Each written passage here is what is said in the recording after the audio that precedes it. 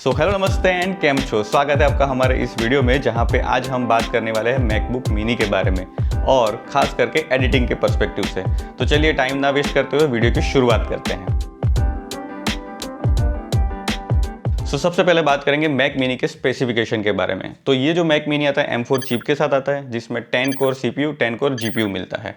उसके अलावा बात करें तो ये बेस वेरिएंट है, तो इसमें 16 GB रैम है और 256 GB इंटरनल स्टोरेज है। कुछ भी इंस्टॉल ना करो ऐप वगैरह, तो बूट करने के बाद आपको 214 GB इंटरनल स्टोरेज यूज़ करने को मिल जाती है। तो मैकबुक मिनी के फ्रंट साइड की बात करें तो उसमें आपको एक 3.5 mm का जैक और एक पावर इंडिकेटर और दो जो है USB टाइप C पोर्ट मिल जाते हैं। वहीं पे उसकी बैक साइड की बात करें तो यहाँ पे हमको जो है 3 थंडरबोल्ट टाइप C पोर्ट मिलता है, जिससे आप 3 डिस्प्ले का आउटपुट ले सकते हो। उसके अलावा HDMI, इथरनेट और पावर केबल का जो है पोर्ट दिया गया है। और मैक मिनी के नीचे देखा जाए तो यहाँ पे एक फैन दिया गया है, जिसकी वजह से ये अपना थर्मल जो है बेहतर कंट्रोल कर पाता है। और पावर केबल जो इसके साथ मिला है वो करीबन 1.8 मीटर की लेंथ के साथ आता है। तो अब ये सभी स्पेसिफिकेशन को एक्सपीरियंस करने के लिए मैंने मंगवाया है अर्जोपा का पोर्टेबल मॉनिटर, जो कि 17.3 इंच का है, 1080p उसका रिजोल्यूशन है, 60 हर्ट्ज डिस्प्ले है और sRGB 103% है। तो मैंने ये सेटअप कंप्लीट करने के लिए लॉजिटेक का जो है कीबोर्ड और माउस मंगवाया है, जो कि विंडोज और मैक के साथ कॉम्पेटिबल है और ब्लूटूथ के साथ मैक से बड़े आराम से कनेक्ट हो जाता है। वीडियो एडिटिंग में सबसे ज़्यादा जरूरत पड़ती है स्टोरेज की, तो इसलिए मैंने मंगवाया है SanDisk की ये 2 TB की SSD,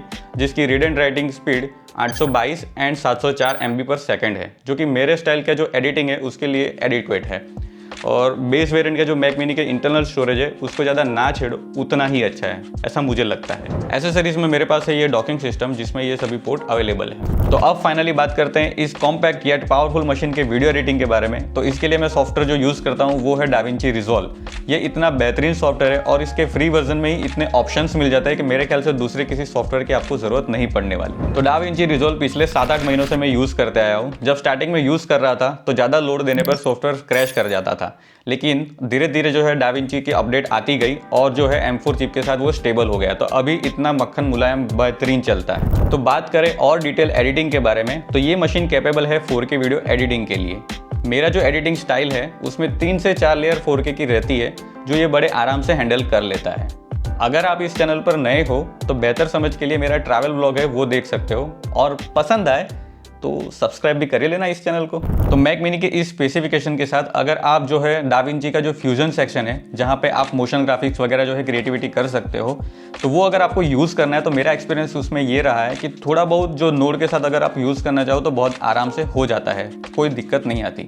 लेकिन वहीं पे अगर आप जो है बहुत कॉम्प्लेक्स जो है नोड यूज़ करके कॉम्प्लेक्स क्रिएटिविटी कुछ करना चाहते हो तो वो थोड़ा दिक्कत हो सकता है, वहाँ पे जो है सॉफ्टवेयर क्रैश कर जाएगा। क्योंकि ऐसा ही कुछ अभी मेरे साथ हुआ था। हालांकि मेरी एडिटिंग स्टाइल में कुछ मोशन ग्राफिक का यूज़ नहीं होता है, लेकिन ऐसे ही सीखने के लिए मैंने टाइम पास के लिए ट्यूटोरियल देख के कॉम्प्लेक्स थोड़ा बहुत मैं सीख रहा था, तो वहाँ पर जो है ये सॉफ्टवेयर क्रैश कर गया था और बार बार हो रहा था। तो मैं समझ गया कि ये कैपेबल नहीं है, उसके लिए मेरे ख्याल से प्रो मॉडल तक जाना चाहिए। बाकी आप नॉर्मल वीडियो एडिटिंग की बात करें, जिसके अंदर आपका 4K वीडियो हो, 3 से 4 लेयर 4K की हो, कलर ग्रेडिंग किया हो, वीडियो इफेक्ट लगाए हो, बी रोल हो, ड्रोन फुटेज हो, ये सब कुछ मिला के मेरा 20 मिनट्स का ब्लॉग बनता है, जो कि ये मुझे 10 to 15 मिनट्स में रेंडर करके दे देता है।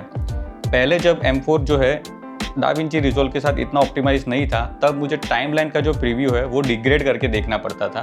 लेकिन अभी के टाइम में इतना ऑप्टिमाइज हो चुका है कि वो प्रीव्यू भी मेरा 4K में भी चलता है। बाकी इसके थर्मल की बात करें तो वैसे तो ये गर्म नहीं होता, लेकिन मैं जहाँ पे रहता हूँ वडोदरा गुजरात में, यहाँ पे गर्मी के मौसम में थोड़ी गर्मी ज़्यादा होती है, तो तब थोड़ा बहुत गर्म हो जाता है। बाकी वैसे नॉर्मल मौसम में तो ये रेंडर के टाइम पर भी हीट नहीं होता। और एक इंपॉर्टेंट टिप्स जो लोग DaVinci यूज़ करने वाले हैं उनके लिए, तो आपको SSD में ना DaVinci कैच फाइल करके एक फोल्डर बनाना है। फिर जब भी आप न्यू प्रोजेक्ट क्रिएट करोगे, फिर प्रोजेक्ट सेटिंग में जाके मास्टर सेटिंग में नीचे लास्ट में जो project media location, proxy generation and catch file है, इनको चारों को ऑप्शन को SSD में बनाए फोल्डर के साथ लिंक कर देना है। तो इससे ना जो प्रॉक्सी फाइल वगैरह जनरेट होती है वो सब कुछ आपका SSD में सेव होगा, ना कि आपके मैक के इंटरनल स्टोरेज में। तो इससे आप बिना रुकावट के अपना प्रोजेक्ट जो है कंप्लीट कर पाओगे। सब इन्फॉर्मेशन बताते बताते ये चीज़ बताना तो रह ही गया कि मैक मिनी के अंदर इनबिल्ट स्पीकर भी है, जिसकी साउंड डिसेंट इनफ है। चलो इसके लिए मैं आपको अपना जो है व्लॉग का पार्ट ही सुना देता हूँ।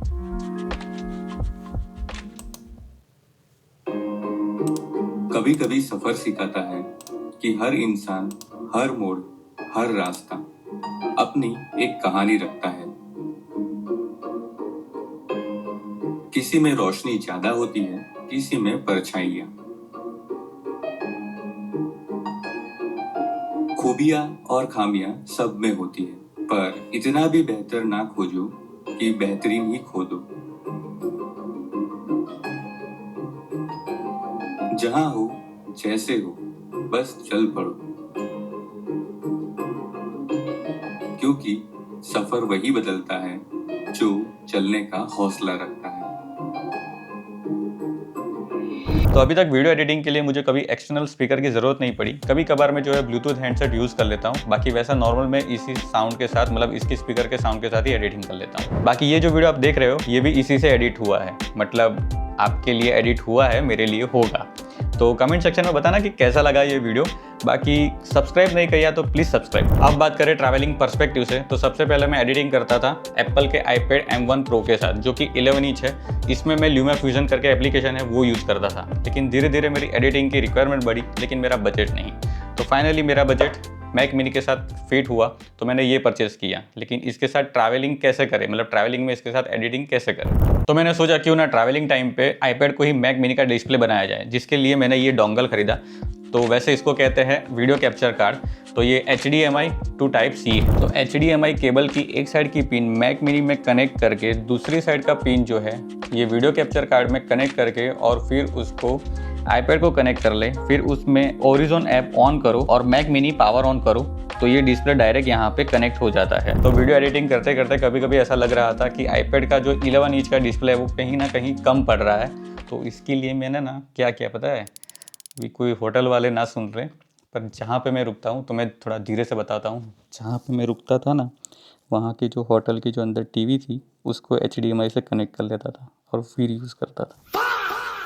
तो ऐसा भी मैंने कभी कभी एडिटिंग किया है, लेकिन वो भी कंफर्टेबल तो नहीं होता था, क्योंकि आप यहाँ पे कीबोर्ड यूज़ कर रहे हो और वहाँ पे डिस्प्ले है, तो थोड़ा अनकंफर्ट तो हो जाता था, लेकिन चलता था। तो एक दो लॉन्ग राइड पे पता चल गया कि ये छोटे वाले डिस्प्ले से तो काम होने नहीं वाला। तो इसके लिए फिर मैंने मंगवाया अर्जोपा का 17.3 इंच का पोर्टेबल मॉनिटर। हालांकि मेरे केस में ये पोर्टेबल रहा नहीं, क्योंकि मैंने सोचा था कि ये पोर्टेबल मॉनिटर को मैं जो है बहुत आराम से अपने पैनियर में रख के ट्रैवल कर लूँगा। मैंने ये सोचा था कि ये जो डिस्प्ले जिस बॉक्स में आया है वही बॉक्स में ये पैक करके मैं पैनियर में रख के बड़े आराम से ट्रैवल कर लूँगा, लेकिन ये बॉक्स थोड़ा बड़ा होने की वजह से मेरे पैनियर में आ नहीं रहा था। तो अभी भी ट्रैवलिंग टाइम पर इस iPad को इसकी डिस्प्ले बनाकर मैं काम चला लेता हूँ। हालांकि ये जो सेटअप है इसमें एक दिक्कत है, तो ये जो वीडियो कैप्चर कार्ड है इसमें Type-C पोर्ट नहीं दिया गया, जिसकी वजह से iPad में चार्ज नहीं कर पाता हूँ जब मैं एडिटिंग करता हूँ। तो ये मुझे 1.5 से 2 घंटे का बैकअप देता है, उसके बाद मेरे को वीडियो एडिटिंग रोकनी पड़ती है, उसके बाद इसको चार्ज करो फिर मैं कंटिन्यू कर पाता हूँ। तो ये जो अगर आप ऐसा कुछ सेटअप करना चाहते हो तो ये जो वीडियो कैप्चर कार्ड है इसमें Type-C पोर्ट चार्जिंग का इंक्लूड हो, वैसा कुछ आप ले सकते हो। तो अब जब मैक मिनी में घर पे यूज़ करता हूँ तो तब बहुत ही बढ़िया सेटअप हो जाता है एप्पल इकोसिस्टम की वजह से, क्योंकि तब iPad की डिस्प्ले भी एक्सटर्नल मॉनिटर की तरह मैं यूज़ कर लेता हूँ। तो जिसकी वजह से एडिटिंग के टाइम पर कुछ भी ब्राउज करना हो तो मैं अपनी वीडियो एडिटिंग का टैब मिनिमाइज किए बिना डायरेक्ट iPad की डिस्प्ले में ब्राउज कर लेता हूँ, जिससे मेरा वर्क फ्लो बड़े आराम से मैनेज हो जाता है। तो ये था मेरा कुछ एक्सपीरियंस मैक मिनी के साथ। होप करते हैं आपको ये वीडियो जो है इन्फॉर्मेटिव लगा हो और पसंद आया है। पसंद आया है तो लाइक करना है, सब्सक्राइब कर लेना इस चैनल को और एक प्यारा सा कमेंट छोड़ के जाना कमेंट सेक्शन में।